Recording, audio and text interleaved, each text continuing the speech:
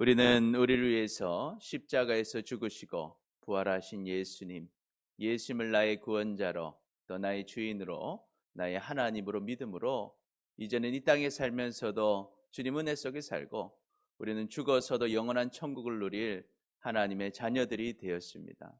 여러분 이것을 분명하게 믿으시기를 축복합니다. 아멘. 그래서 우리는 그 은혜에 감사해서 늘 기쁨으로 감사로 주님께 온전한 헌신을 통해서 정말 온전한 신앙생활을 통해서 더 큰 은혜와 복을 누려야 될 줄 믿습니다. 아멘. 그래서 온전한 신앙생활 우리가 어떻게 하면 좋을지 오늘 본문은 우리에게 보여주고 있습니다. 오늘 말씀을 통해서요. 이제는 지금 모습 그대로 주님 앞에 순종하고 또 항상 먼저 하나님을 선택하며 믿음의 가정을 이루므로 주님께 더 귀하게 쓰임받고 주님의 복과 은혜를 다 누리며 살아가는 우리 모두가 되시기를 축복합니다. 아멘.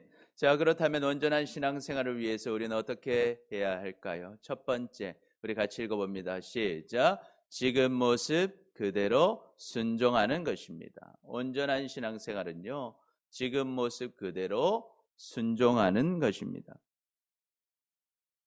우리는 흔히 뭔가 특별한 사람이 돼야만 온전하게 신앙생활을 할 수 있다. 마치 성경에 나오는 누구들처럼 그렇게 우리가 특별한 사람이 돼야 한다고 생각합니다. 그러나 그렇지 않고 오늘 바울은 어떻게 지내는 것이 온전한 신앙생활인가? 우리 17절부터 20절까지 우리 다시 한번 읽어보겠습니다. 시작. 오직 주께서 각 사람에게 나눠주신 대로 하나님이 각 사람을 부르신 그대로 행하라. 내가 모든 교회에서 이와 같이 명하노라. 할례자로서 부르심을 받은 자가 있느냐? 무할례자가 되지 말며 무할례자로 부르심을 받은 자가 있느냐? 할례를 받지 말라. 할례 받는 것도 아무것도 아니요 할례 받지 아니하는 것도 아무것도 아니로되 오직 하나님의 계명을 지킬 따름이니라. 각 사람은 부르심을 받은 그 부르심 그대로 지내라. 아멘. 오늘 바울은 이야기합니다. 하나님께서 각 사람을 부르신 대로 그 사항에 만족하면서 그 부르신 그대로 사명에 순종할 때 우리는 하나님께 쓰임받고 하나님이 원하시는 온전한 신앙생활을 할 수 있다는 것입니다. 그래서 우리는요 다 신앙생활 다 잘할 수 있습니다. 할렐루야. 아멘. 그러면서 두 가지를 이야기합니다. 첫 번째가 이제 할례의 이야기입니다. 할례는 무엇입니까? 이스라엘 백성들, 유대인들이 하나님의 백성임을 나타내는 하나님과의 언약을 나타내는 것이 바로 할례입니다. 그래서 유대인이 되고자 한다면 다 태어나서 8일째 되는 날에 할례를 받습니다. 그런데 외부인이 내가 유대인이 되고자 하면 할례를 받고 이제 유대인이 되는 것입니다. 그래서 할례를 받으면 유대인이고 받지 않으면 유대인이 아닌 것입니다. 그런데 문제는 무엇입니까? 이 고린도 교회는 어떤 교회인가 하는 거예요. 예루살렘에 있는 교회가 아니라 저 멀리 그리스에 있는 교회가 바로 이 고린도 교회입니다. 그곳에는 유대인들이 있는 것이 아니라 다 헬라인들, 그리스인들이 있는 교회였다는 것입니다. 그런데 그 교회에 어떤 유대인들이 와서요, 당신들은 예수님을 믿는 것만으로 구원받는 것이 아니라 반드시 할례를 받아서 유대인이 되어야지만 구원받을 수 있다고 가르친 것이죠. 거기에 대해서 지금 바울이 이야기해 주는 것입니다. 유대인이든 유대인이 아니든 우리를 위하여 십자가에서 죽으시고 부활하신 예수 그리스도, 그 예수 그리스도를 나의 구원자로 주인으로 하나님으로 믿는 자는 다 구원을 받는다는 것을 여러분 믿으시기를 축복합니다. 그래서 유대인이 되어야지만 구원받는 것이 아니라 예수님을 구원자로 믿을 때, 주인으로 믿고 따를 때 우리는 하나님의 자녀가 되어서 주님을 섬길 수 있다는 것을 믿으시기를 축복합니다. 그래서 할례를 받은 사람은 무할례자가 될 필요가 없고 무할례자도 할례자가 될 필요가 없다라는 거예요. 중요한 것은 무엇입니까? 지금 내가 하나님 주신 그 모습 가지고 예수 그리스도를 잘 믿고 내가 있는 그 자리에서 주님의 말씀에 순종하며 살아가는 것, 그것이 바로 온전한 신앙생활을 하는 것입니다. 그래서 우리 21절부터 24절까지 같이 읽어보겠습니다. 시작. 내가 종으로 있을 때 부르심을 받았느냐? 염려하지 말라. 그러나 내가 자유롭게 될 수 있거든 그것을 이용하라. 주 안에서 부르심을 받은 자는 종이라도 주께 속한 자유인이요 또 그와 같이 자유인으로 있을 때 부르심을 받은 자는 그리스도의 종이니라. 너희는 값으로 사신 것이니 사람들의 종이 되지 말라. 형제들아, 너희는 각각 부르심을 받은 그대로 하나님과 함께 거하라. 아멘.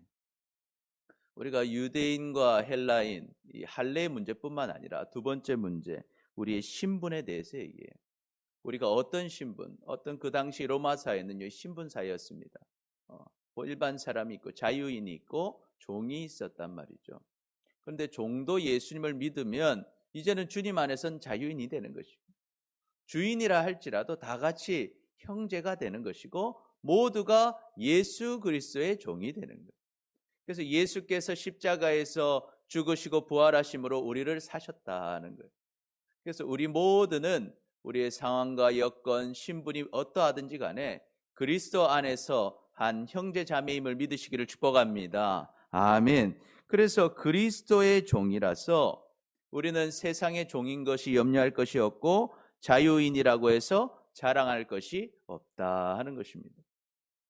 종이든 자유인이든 모두 예수 그리스도 안에서 다 주님의 종들이고 주님의 자녀들이기 때문에 이제는 주님 안에서 살아가는 우리 모두 되시기를 축복합니다. 그래서 여러분의 삶의 터전이 다르고 여러분의 삶의 방식이 다르고 사회적 위치가 다 다르다 할지라도 우리는 모두 하나님의 귀한 주님의 자녀들입니다. 그래서 우리가 있는 그 자리에서 사람들과 비교하며 살 것이 아니라 주님이 내게 주신 환경 속에서 주님 말씀에 순종하며 살아갈 때 주님의 귀한 은혜를 누릴 줄 믿습니다. 그러므로 여러분, 우리는 있는 모습 그대로 주님께 순종하며 사시기를 축복합니다. 아멘. 우리가 유대인이면 유대인으로, 이방인이면 이방인으로, 종이면 종으로, 자유인이면 자유인으로 각자가 맡은 사명이 있는 것입니다. 여러분, 다 하나님은 한 사람 한 사람을 똑같이 만들지 않으시고 다 다른 모습으로 만드셨습니다. 환경도 다르고 사는 방식도 다 다릅니다. 어떤 것이 좋고 어떤 것이 나쁜 것이 아닙니다. 다 각자의 상황을 하나님이 아시고 하나님께서 그 상황에 맞게 여러분을 다 쓰고 계신 것입니다. 그래서 우리를 부르신 그곳에서, 그 자리에서 우리는 하나님을 예배해야 합니다. 하나님을 찬양해야 합니다. 기도하며 전도하며 섬겨야 합니다. 그래서 내가 있는 그 자리가 예배의 자리가 되게 하시기를 축복합니다. 하나님께서는 여러분이 그 자리에서 주님을 예배하는 자가 되기를 원하십니다. 그래서 여러분을 통해서 그 옆에 있는 모든 사람들이 주님을 만나게 되는 놀라운 일에 쓰임 받으시기를 축복합니다. 아멘. 그래서 로마서 12장에는 각 지체에 대한 역할을 기록하고 있습니다. 우리 4절부터 11절까지 같이 읽어봅니다. 시작. 우리가 한 몸에 많은 지체를 가졌으나 모든 지체가 같은 기능을 가진 것이 아니니 이와 같이 우리 많은 사람이 그리스도 안에서 한 몸이 되어 서로 지체가 되었느니라.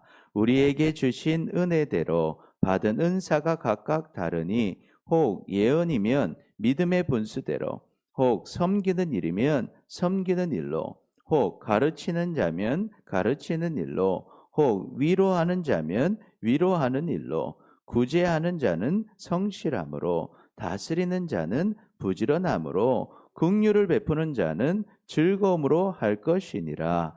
사랑에는 거짓이 없나니 악을 미워하고 선에 속하라. 형제를 사랑하여 서로 우애하고 존경하기를 서로 먼저 하며 부지런하여 게으르지 말고 열심을 품고 주를 섬기라. 아멘.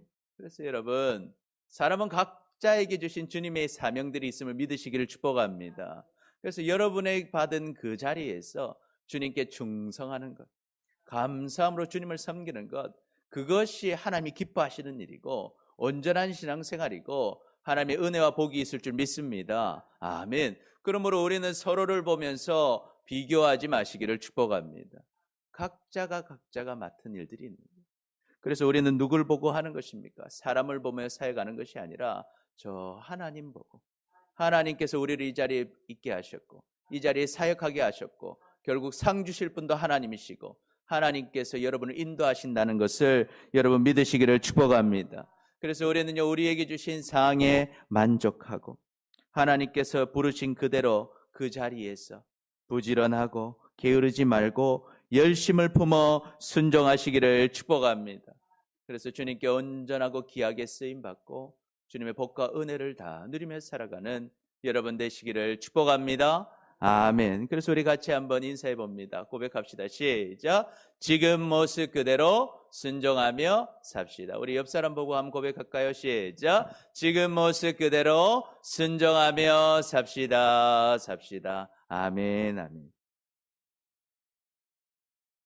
둘째로 우리는 온전한 신앙생활은 무엇인가? 같이 읽어봅니다. 시작. 항상 먼저 하나님을 선택하는 것입니다. 여러분, 온전한 신앙생활은요, 항상 먼저 하나님을 선택하는 것입니다. 하나님을 선택하는 것. 이제 바울은요, 결혼에 대한 이야기를 하고 있습니다. 결혼을 할 때 어떻게 해야 되는가?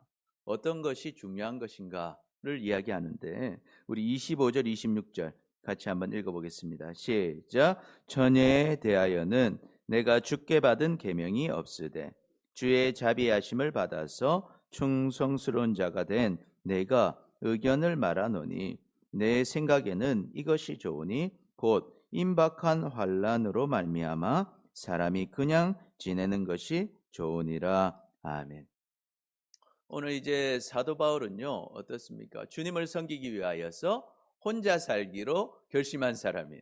사도 바울은 이 독신의 은사를 받은 사람입니다. 그래서 이것은 이제 하나님의 명령으로 전하는 것이 아니라 본인이 이제 아버지의 마음으로 이제 권면을 하고 있습니다.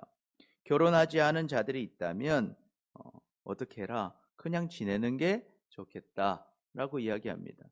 그러나 이 권면은 바울이 이야기하는 것처럼 하나님의 계명이 아니라 이 고린도 교회의 이 특수한 사항을 고려해서 권면하는 것입니다. 이 독신의 은사는요, 이 모두에게 있는 것이 아닙니다. 처음부터 하나님은 아담과 하와를 지으실 때부터 둘이 한 몸이 이루어 부부가 되게 하셨고, 그런데 사람이 결혼하는 것이 당연한 것인데 그 중에는 일부의 사람들이 은사를 받아서 독신으로서 주님의 일을 하는 사람들이 있다라는 거예요. 이것에 대해서 예수님도 말씀하셨는데 우리 19장 11절 12절 우리 같이 한번 읽어보겠습니다. 시작. 예수께서 이르시되 사람마다 이 말을 받지 못하고 오직 타고난 자라야 할지니라.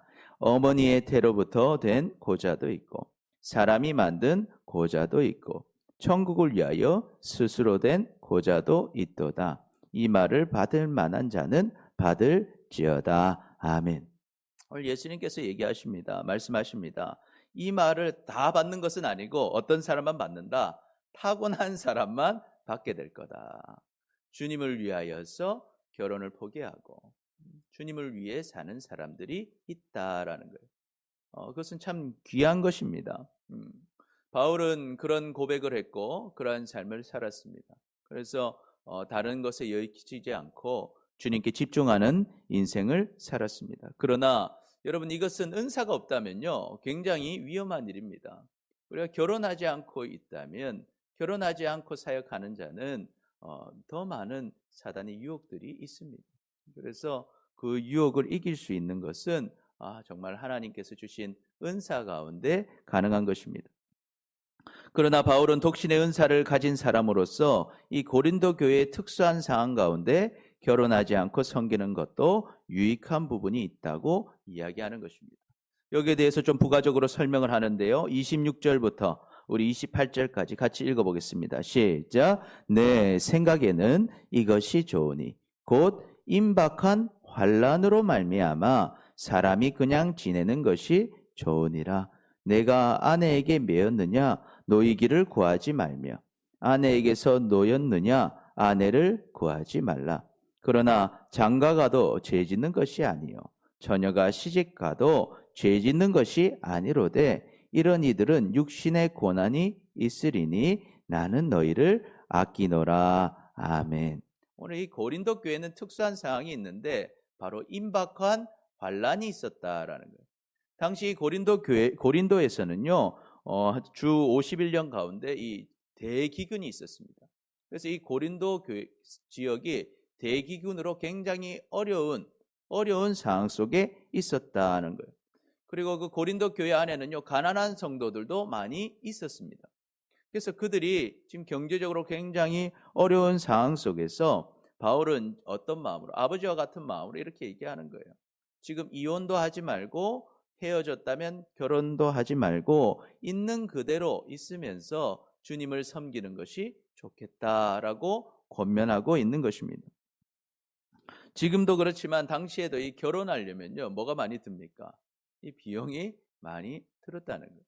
그러니까 너희가 지금 이 위험하고 어려운 상황 속에서 지금 있는 모습으로 주님을 섬기면 좋겠다라고 권면하고 있는 거예요. 그러나 분명하게 얘기하죠. 28절 보니까 장가가도 죄 짓는 것이 아니고 시집가도 잘못된 것이 아니다라는 거예요. 왜요? 결혼하는 것은 좋은 것입니다. 그렇잖아요. 예수님을 믿고 주님 안에서 결혼하는 것 정말 귀한 일입니다. 다만 힘든 상황 가운데 있는 고린도 성도들의 육신의 고난을 우려하는 마음으로 지금 권면하고 있는 것이죠. 또한 29절부터 31절 읽어보겠습니다. 시작. 형제들아 내가 이 말을 하노니 그때가 단축하여진 고로 이후부터 안에 있는 자들은 없는 자 같이 하며 우는 자들은 울지 않는 자 같이 하며 기쁜 자들은 기쁘지 않는 자 같이 하며 매매하는 자들은 없는 자 같이 하며 세상 물건 쓰는 자들은 다 쓰지 못하는 자 같이 하라. 이 세상의 외형은 지나감이니라. 아멘. 그러면서 두 번째는 이런 얘기를 해요. 주님의 심판의 날이 지금 가까워지고 있다. 주님의 심판의 날이 멀지 않았다는 거예요. 그 날이 오면 어떻게 됩니까? 이 땅에 있는 것들은 다 지나갈 것들이라는 거예요. 이 세상의 외형들을 너무 집중하지 말라는 것입니다. 이 땅에서 배우자만 보고 있지 말고, 이 땅에서 슬픔만 보고 있지 말고, 기쁨만 보지 말고, 장사 물품만 보지 말고, 세상 소유만 보며 살지 말고 영원한 천국으로 인도하시는 하나님을 보고 살아라는 것입니다. 그래서 중요한 것은 무엇입니까? 하나님을 바라보고 살아야 된다라는 것입니다. 그래서 우리 32절부터 좀 더 읽어보겠습니다. 우리 34절까지 시작. 너희가 염려 없기를 원하노라. 장가가지 않는 자는 주의 일을 염려하여 어찌하여야 주를 기쁘시게 할까 하되 장가간 자는 세상 일을 염려하여 어찌하여야 아내를 기쁘게 할까 하여 마음이 갈라지며 시집가지 않은 자와 처녀는 주의 일을 염려하여 몸과 영을 다 거룩하게 하려 하되 시집간 자는 세상 일을 염려하여 어찌하여 남편을 기쁘게 할까 하느니라. 아멘. 그래서 바울이 지금 이런 이야기를 하는 이유는요, 이 성도들이 세상 일로 염려하지 않기를 바라는 마음입니다. 성도들이 주님께 집중하는 삶을 살아야 하는데 다른 세상 일로 염려할까 봐 이 아버지의 마음으로 걱정이 되더라는 거예요. 그러나 여러분, 가정 안에서도 주님께 집중할 수 있음을 믿으시기를 축복합니다. 아멘. 그래서 성도는 어떻게 주님을 기쁘시게 할까를 생각해야 됩니다. 그래서 몸과 영을 거룩하게 해야 합니다. 그런데 우리가 결혼하고 나면 주님보다 세상 일을 더 염려하고 주님보다 배우자를 더 생각할까 하는 그 마음 때문에, 주님을 향한 마음이 갈라지지 않을까 하는 마음 때문에 바울이 지금 마음이 쓰였다는 것입니다.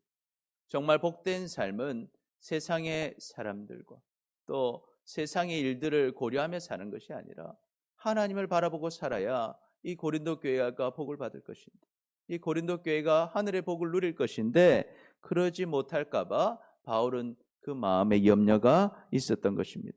그래서 35절 읽어보겠습니다. 35절 시작. 내가 이것을 말함은 너희의 유익을 위함이요 너희에게 올무를 놓으려 함이 아니니 오직 너희로 하여금 이치에 합당하게 하여 흐트러짐이 없이 주를 섬기게 하려 함이라. 아멘.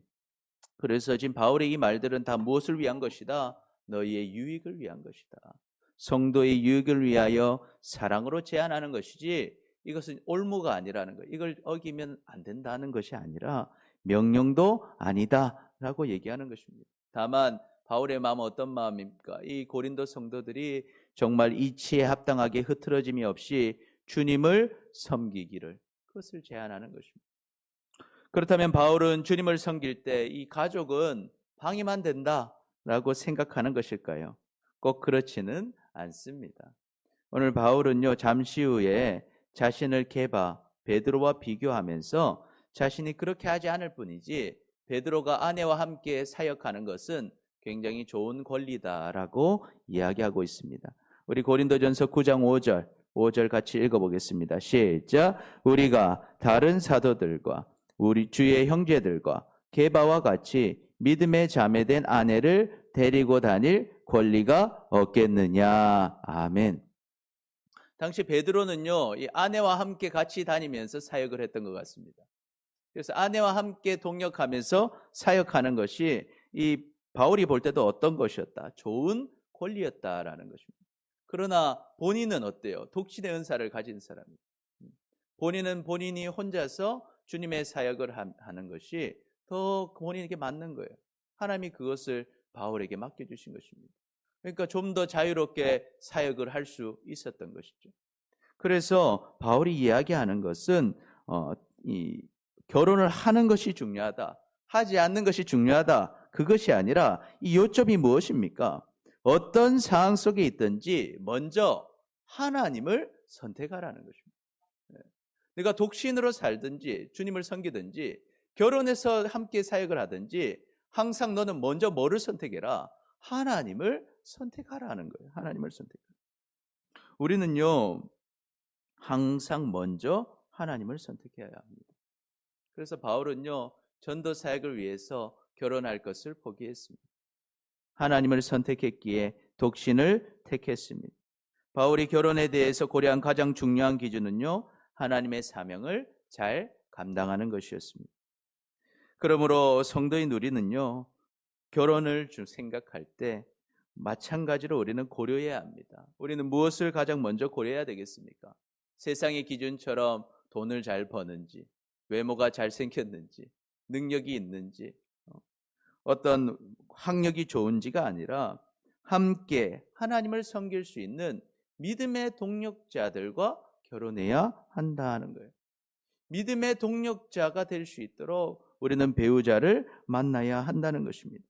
그러나 우리는 이미 결혼했다면 어떻게 하겠습니까? 우리는 우리의 배우자를 믿음의 동력자들로 만들어 가시기를 축복합니다. 아멘. 우리는 이미 결혼한 것이고 이제는 우리 남편, 우리 아내를 믿음의 동력자로 만들어야 돼요.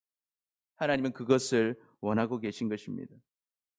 그래서 베드로처럼 부부가 함께 주님의 사역에 동참할 때 정말 주님의 귀한 사역에 쓰임받을 뿐만 아니라 주님의 은혜를 누리게 되는 것입니다. 그래서 우리의 가정이 주님 안에서 아름답게 쓰임받고 주님의 은혜를 누리는 귀한 가정들이 되시기를 축복합니다. 아멘, 아멘. 이를 위해서 우리는 기도해야 되겠습니다. 우리가 우리의 남편을 위하여, 우리의 아내를 위하여, 우리의 자녀들을 위하여 하나님 우리의 가정이 정말 믿음의 가정이 되어서 믿음의 동력자가 되어서 주님께 온전히 쓰임받는, 먼저 주님을 따라가는 귀한 가정 되게 해달라고 여러분 기도하시기를 축복합니다. 그러므로 중요한 것은요, 결혼하고 안 하고가 문제가 아니라 항상 먼저 하나님을 선택하는 것입니다. 함께 결혼해서 사역하는 것도 좋고 독신의 은사를 가지고 사역하는 것도 좋습니다. 어떤 것이든 먼저 하나님을 선택하는 것입니다. 그래서 마태복음 6장 33절에 예수님이 이렇게 약속하고 계십니다. 시작. 그런즉 너희는 먼저 그의 나라와 그의 의를 구하라. 그리하면 이 모든 것을 너희에게 더하시리라. 아멘. 우리가 먼저 주님을 선택하면요, 우리가 포기한 모든 것을 주님이 채워주신다는 것을 경험하며 사시기를 축복합니다.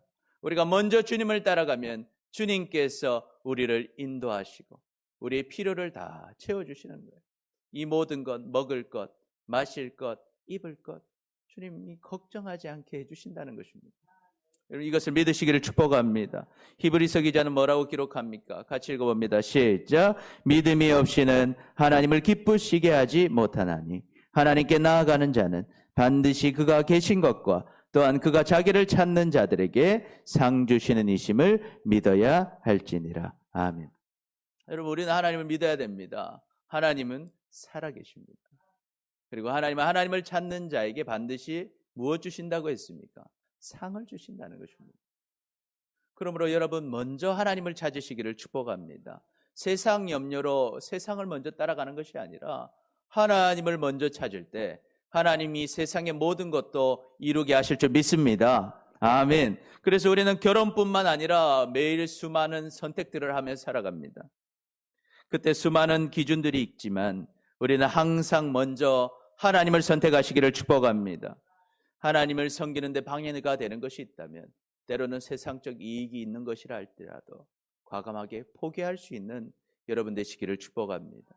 또한 때로는 어려움을 당하고 힘든 일이라 할지라도 하나님께서 기뻐하시는 일이라면 주님의 일 바라보고 그 일을 선택할 수 있는 믿음을 가지시기를 축복합니다.